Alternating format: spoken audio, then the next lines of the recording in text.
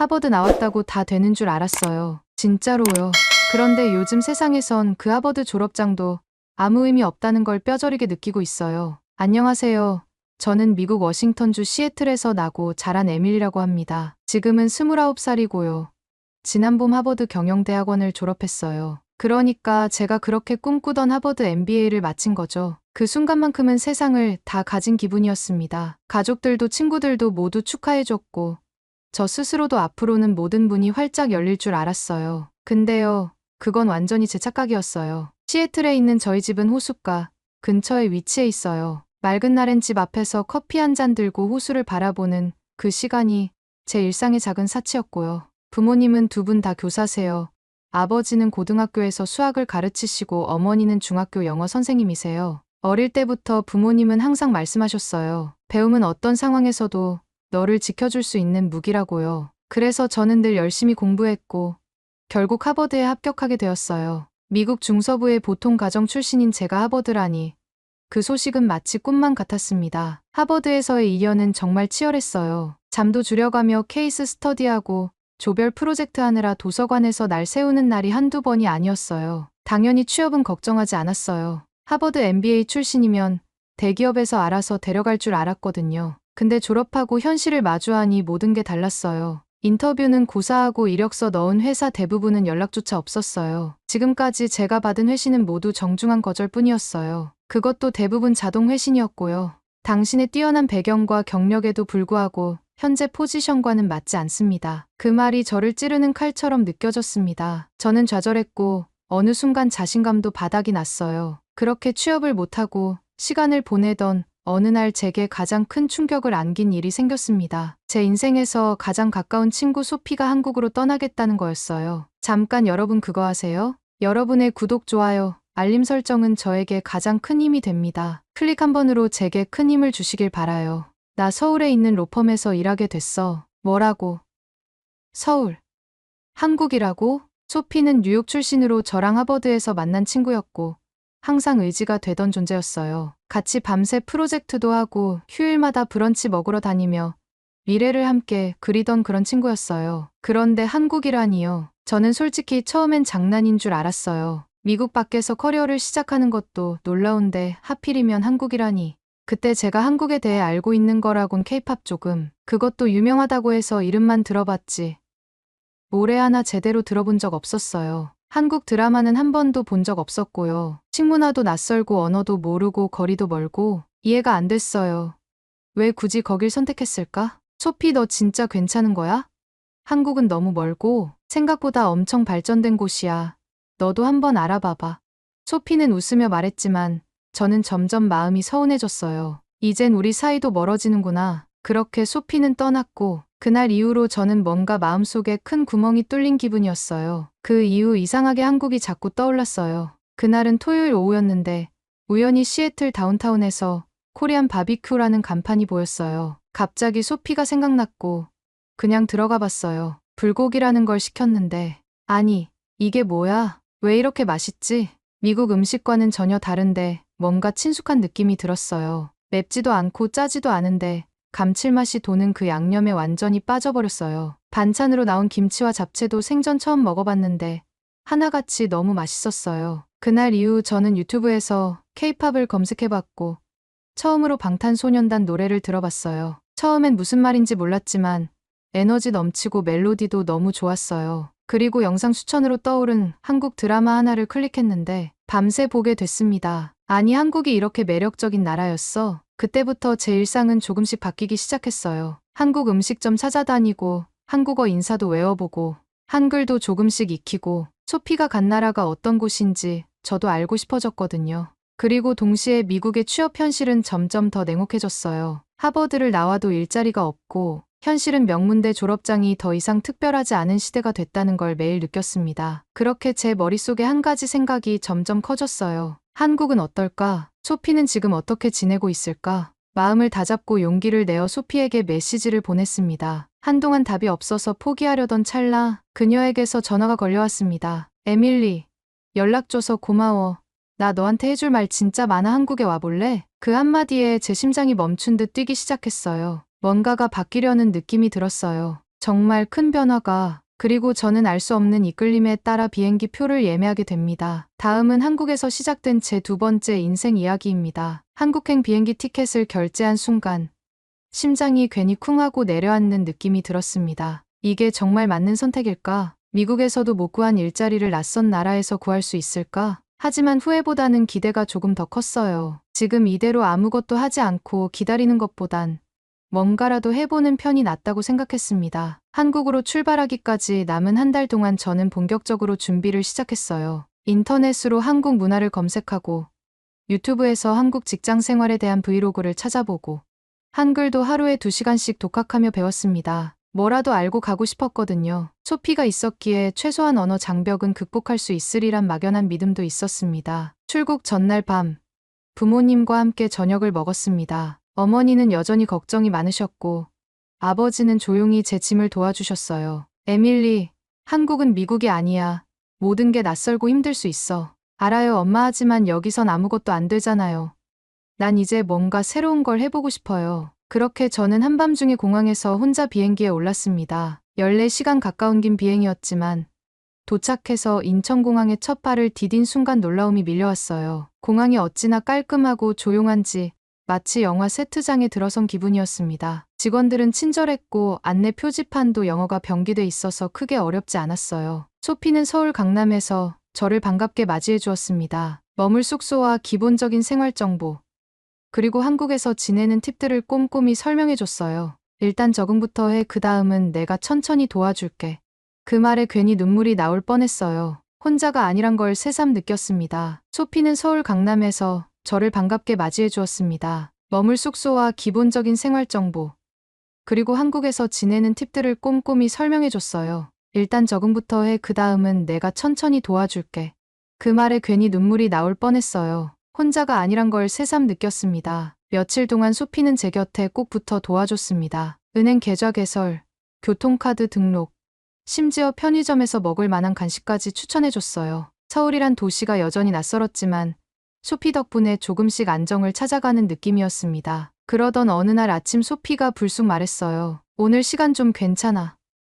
우리 회사 잠깐 구경할래? 당연히 좋다고 했습니다. 소피는 한국으로 먼저 와서 일한다는 것만 알았지 정확히 어떤 회사를 다니는지는 제가 자세히 물어본 적이 없었거든요. 그저 어느 로펌에서 일한다고만 알고 있었어요. 그런데 소피가 저를 데려간 곳은 제가 상상했던 것 이상이었습니다. 서울 중심부 고층 빌딩 안, 넓고 현대적인 인테리어의 사무실, 로비엔 고급진 대리석 바닥이 반짝였고 직원들은 모두 바쁘게 움직이고 있었습니다. 저는 순간 숨이 멎을 뻔했어요. 여기 진짜 멋진데?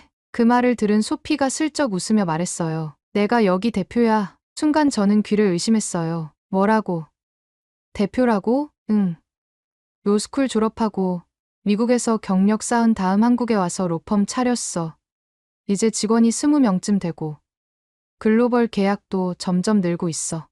믿기지가 않았어요. 항상 옆에서 함께 공부하고 고민하던 친구가 이렇게까지 성장해 있었다니. 그동안 얼마나 열심히 살았을지, 얼마나 치열하게 도전했을지 단박에 느껴졌어요. 그날 소피는 회의실 하나를 내어주고 저에게 회사를 소개해줬습니다. 업무 영역, 현재 진행 중인 프로젝트, 그리고 앞으로의 비전까지. 직원들이 일하는 모습도 보여줬고 점심시간엔 함께 구내식당에서 식사도 했습니다. 식사를 마치고 나오던 길에 소피가 조심스럽게 말했어요. 에밀리, 우리 회사에서 너 같은 사람이 꼭 필요해. 미국 시장 이해도 높고 영어 커뮤니케이션도 완벽하고 그리고 넌 하버드 출신이잖아. 한국에서는 그 경력이 진짜 강점이 될 수 있어. 저는 아무 말도 하지 못하고 소피를 바라봤어요. 그 말이 단순한 제안이 아니라 진심이라는 걸 느낄 수 있었습니다. 그냥 부담 갖지 말고 생각만 해봐. 정식 면접도 보고 내가 하고 싶은 역할도 조율할 수 있어.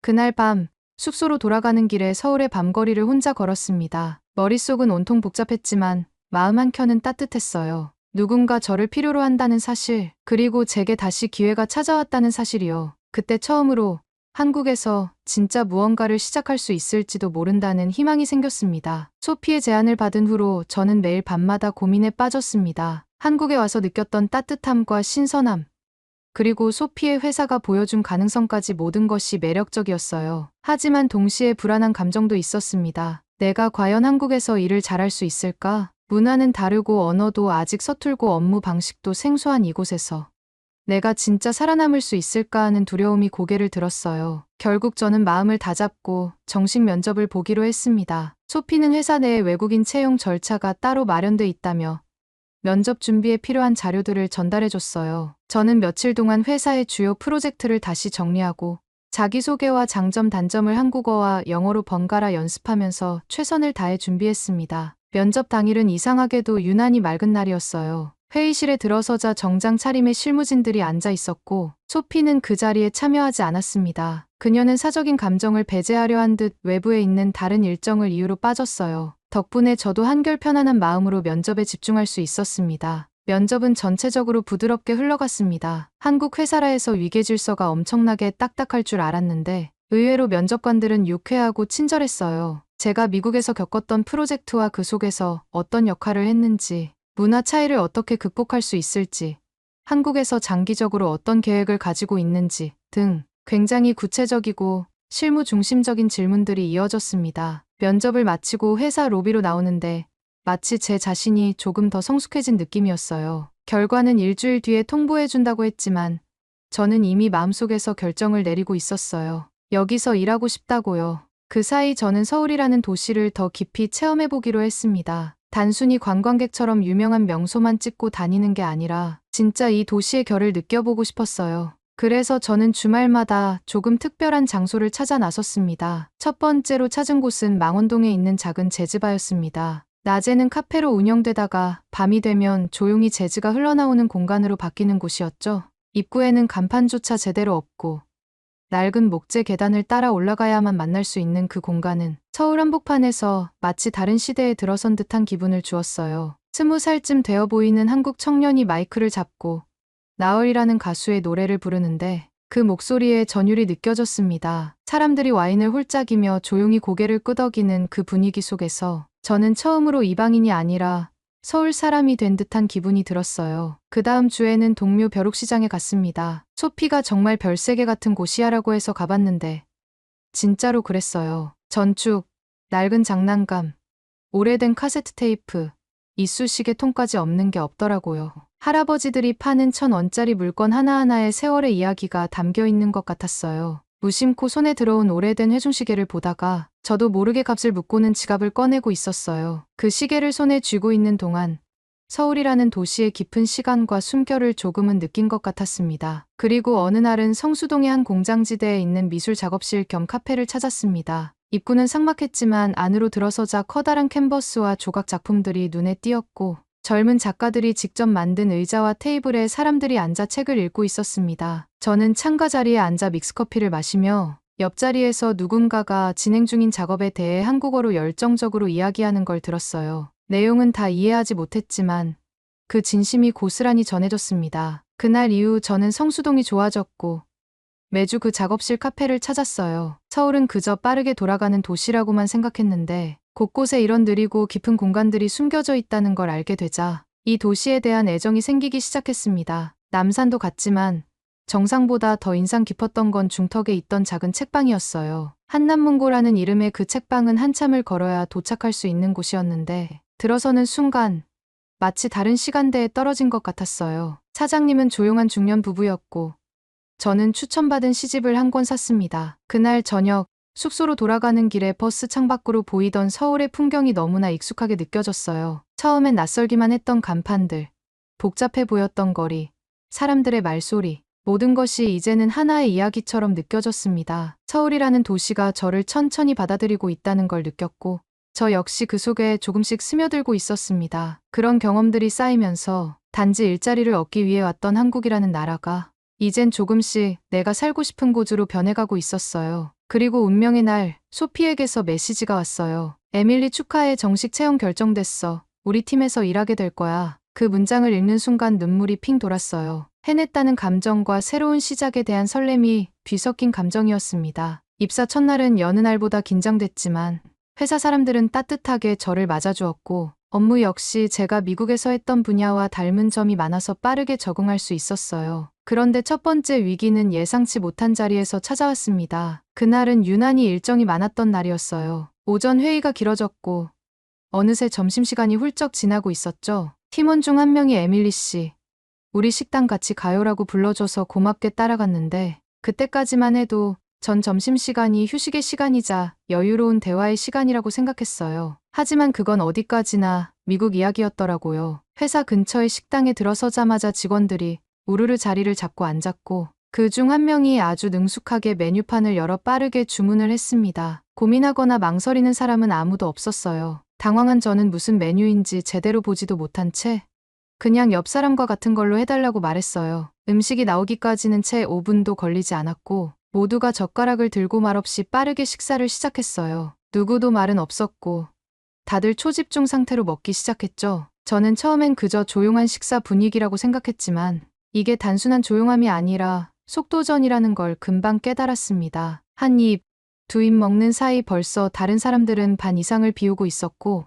눈치가 보여 저도 급하게 먹기 시작했어요. 그런데 문제는 제가 한국 음식에 아직 익숙하지 않았다는 점이었어요. 그날 나온 찌개는 맵고 뜨거웠고 밥도 양이 많았어요. 말없이 허겁지겁 먹다 보니 목에 뭐가 걸린 것처럼 답답해지고 체할 것 같은 느낌이 들었습니다. 그래도 괜히 흐름을 깰까봐 억지로 끝까지 먹었는데 결국 자리에서 일어나자마자 화장실로 달려갔어요. 찬물로 얼굴을 씻고 겨우 진정시키며 거울을 보는데 웃음이 나면서도 눈물이 날 뻔했어요. 이렇게까지 긴장하며 밥 먹는 건 처음이야. 그날 오후 업무에 복귀했을 때 저를 눈여겨보던 과장님이 다가오셨어요. 에밀리 씨, 점심 너무 빨랐죠? 우리 문화가 좀 그래요. 너무 부담 가지지 말고 천천히 드세요. 원래 한국 사람들도 이거 힘들어해요. 그 말을 듣고 얼마나 위로가 됐는지 몰라요. 저만 그런 게 아니었다는 사실이 큰 안도감으로 다가왔습니다. 그날 이후 저는 도시락을 싸오거나 조용한 날은 혼자 근처 카페에서 여유롭게 식사를 하기도 했어요. 가끔은 동료들이 그런 저를 보고 에밀리답다라며 웃어주기도 했고요. 그렇게 저는 한국 직장 문화 속에서도 저만의 속도로 살아가는 법을 조금씩 배워가기 시작했습니다. 그렇게 몇 번의 점심 전쟁을 치르고 나니 어느 순간부터는 저도 조금씩 한국의 속도에 적응해가기 시작했습니다. 처음엔 당황스럽고 벅차기만 했던 그 빠른 템포가 이제는 오히려 익숙해지고 편하다고 느껴지기 시작했어요. 예전에는 식당에서 메뉴를 고르기만 해도 한참을 고민했는데 이제는 키오스크 앞에 서자마자 눈 깜짝할 사이에 주문을 마칠 수 있게 되었고 벨을 누르면 몇 초도 안 되어 직원이 달려오는 시스템에는 여전히 놀랍지만 그만큼 감사함도 느끼게 되었습니다. 요즘에는 자주 가는 냉면집이 있는데 그곳은 사람이 서빙하지 않고 로봇이 음식을 가져다 줘요. 처음엔 신기해서 사진까지 찍었는데 지금은 너무 익숙해져서 로봇이 오지 않으면 이상하다는 생각이 들 정도예요. 심지어는 미국 친구와 영상통화를 하다 그 친구가 천천히 커피 주문을 기다리는 걸 보고 답답하다는 말을 할 뻔했습니다. 왜 이렇게 오래 걸리지? 그냥 키오스크로 하지. 그 순간 저도 모르게 웃음이 났어요. 완전히 한국에 물들었다는 걸 실감하는 순간이었죠. 물론 미국도 점점 키오스크가 많아지고 있는 추세이긴 해요.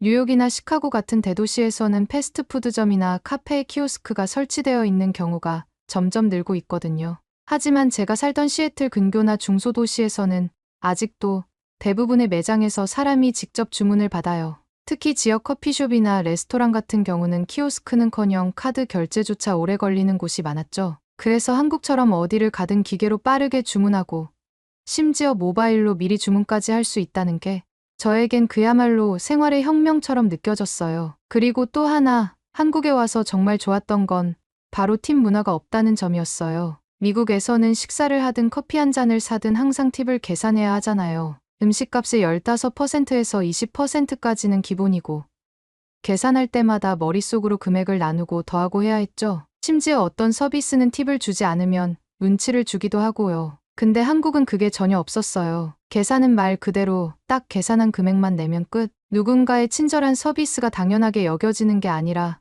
시스템으로 보장되어 있다는 점에서 처음엔 정말 신기했고 지금은 너무 편하고 공정하게 느껴져요. 그런 문화적 차이들이 하나둘씩 쌓이면서 이젠 한국의 시스템과 서비스가 제게는 더 익숙하고 편안하게 느껴졌습니다. 처음엔 놀라고 당황스러웠던 일들이 지금은 일상이 되어버린 거죠. 한국의 빠르고 체계적인 시스템에 완전히 적응한 지금, 전엔 느끼지 못했던 생활의 효율성을 온몸으로 경험하고 있어요. 은행 업무도 앱으로 바로 처리하고 음식 배달도 손끝 하나로 되고 지하철도 시간에 맞춰 칼같이 도착하니까 하루가 훨씬 알차게 느껴졌습니다. 미국에서는 당연하게 생각했던 것들이 이제는 조금 느리고 비효율적이라는 생각이 들 만큼 한국이라는 나라의 디지털과 속도 문화는 제 생활 방식까지 바꾸어 놓았어요. 그리고 이 변화는 단순히 실용적인 수준을 넘어 제가 한국에서 계속 살고 싶다는 마음을 굳히는 계기 중 하나가 되었습니다. 여기서는 내가 시간을 더 잘 쓸 수 있어. 내가 원하는 삶의 속도를 조절할 수 있어.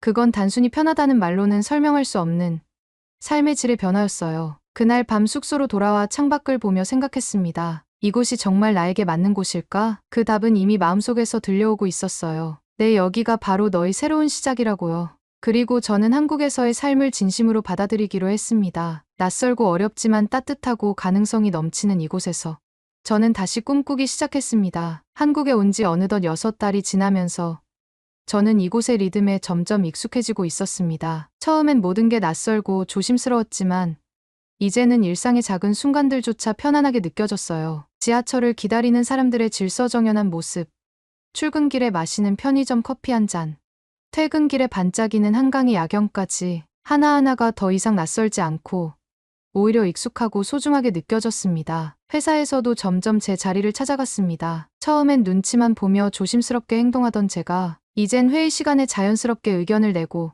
동료들과 점심 약속도 따로 잡게 되었어요. 생일날에는 팀원들이 작은 케이크와 함께 축하 노래를 불러줬고 그날 저는 정말 가족처럼 따뜻한 감정을 느꼈습니다. 그러던 어느 날 미국에서 전화 한 통이 걸려왔습니다. 받자마자 들려온 건 아버지의 조금 가라앉은 목소리였어요. 에밀리, 요즘 괜찮니? 너도 바쁠 텐데. 그 말이 왜 그렇게 마음에 걸렸는지 몰라요. 잠시 뒤 어머니가 전화를 바꿨는데 역시나 기운이 없으셨어요. 괜찮은데 요즘 조금 피곤하네. 그냥 나이가 들어서 그런가 보다 하고 있어. 항상 밝고 활기차던 어머니의 목소리에서 생기가 빠져 있었고 아버지 역시 말끝마다 기침을 하셨습니다. 그날 밤 저는 잠을 이루지 못했어요. 한국에 적응하고 있는 지금 이 순간에도 제 가장 소중한 사람들은 멀리 떨어져 있다는 사실이 갑자기 가슴을 꽉 막히게 만들었습니다. 그래서 저는 다음날 바로 부모님께 연락을 드렸습니다. 엄마, 아빠, 한국으로 잠시 오면 안 될까? 여기서 병원 진료도 받아보고 저랑 좀 쉬다 가요. 정말 좋은 한방병원이 있어요. 처음엔 멀기도 하고 번거로워서 괜찮다 하셨지만 제가 계속 설득을 하자 며칠 후 비행기 티켓을 예약하셨다는 연락이 왔습니다. 인천공항에서 부모님을 마주한 순간 저는 눈물을 참을 수 없었습니다. 어느새 조금 야위신 아버지의 어깨와 피부가 많이 마르신 어머니를 보니 가슴이 먹먹했어요. 서울에 도착한 다음 날 저는 부모님을 모시고 유명한 한방병원으로 향했습니다. 진료를 받는 동안 원장님께서는 아주 세심하게 부모님의 증상을 살펴보셨고 기혈순환을 돕는 침 치료와 함께 한약도 처방해 주셨어요. 처음엔 어색해하던 부모님도 며칠 후부터는 몸이 한결 가벼워졌다고 하셨어요. 특히 어머니는 밤에 숙면을 취할 수 있어서 너무 좋다며 웃음을 되찾으셨고 아버지는 소화도 훨씬 잘 된다고 하셨습니다. 진료를 마친 후 저는 부모님과 함께 서울 근교로 여행을 다녔어요. 남양주의 한옥마을에서는 전통 다도 체험을 하셨고 가평에서는 맑은 공기를 마시며 산책도 하셨습니다. 처음엔 낯설어 하시던 한국 음식도 점점 입에 맞는다며 김치찌개, 된장국을 즐겨 드셨어요. 어느 날 저녁 함께 고등어 조림을 먹으며 어머니가 말씀하셨습니다. 에밀리, 너 한국에 있으니 우리가 이렇게 와서 치료도 받고 여행도 하고 처음엔 멀게만 느껴졌는데 이젠 괜찮은 것 같아. 내가 있어서 든든하고 고맙다. 아버지도 고개를 끄덕이며 덧붙이셨어요. 정말이지 한국은 사람들도 친절하고 시스템도 잘 되어 있어서 이제 가끔씩 너 보러 겸사겸사 오게 될 것 같아. 이 나이에 새 나라에 와서 이런 경험을 한다는 게 참 신기하구나. 그 말을 들으면서 저는 마음 깊이 안도와 따뜻함을 느꼈어요. 내가 한국에 온 것이 단순한 선택이 아니었다는 걸 다시 한번 실감했죠. 이곳에서 새로운 삶을 시작한 저도 이렇게 부모님에게 새로운 활력을 드릴 수 있다는 게 너무나도 감사하게 느껴졌습니다. 그리고 그날 밤 부모님과 함께 마신 대추차 한 잔의 맛은 어디서도 느껴본 적 없는 깊은 위로의 맛이었어요. 이제 저는 더 이상 두려움 속에 있지 않습니다. 한국이라는 나라에서 새로운 나를 만나고 가족의 삶까지도 따뜻하게 변화시킬 수 있다는 걸 알았으니까요. 그리고 앞으로도 이곳에서 저만의 속도로 하지만 확실하게 하루하루를 살아갈 거예요. 부모님도 언제든 찾아올 수 있고 서로의 삶을 응원할 수 있다는 그 마음 하나로 오늘도 이곳 서울에서 저는 아주 잘 지내고 있습니다. 오늘의 이야기는 여기까지입니다. 오늘의 사연이 마음에 드셨다면 구독, 좋아요 부탁드리겠습니다. 소중한 시간 긴 이야기 끝까지 들어주셔서 진심으로 감사합니다. 앞으로도 더 좋은 사연으로 여러분을 찾아오겠습니다. 시청해 주셔서 감사합니다.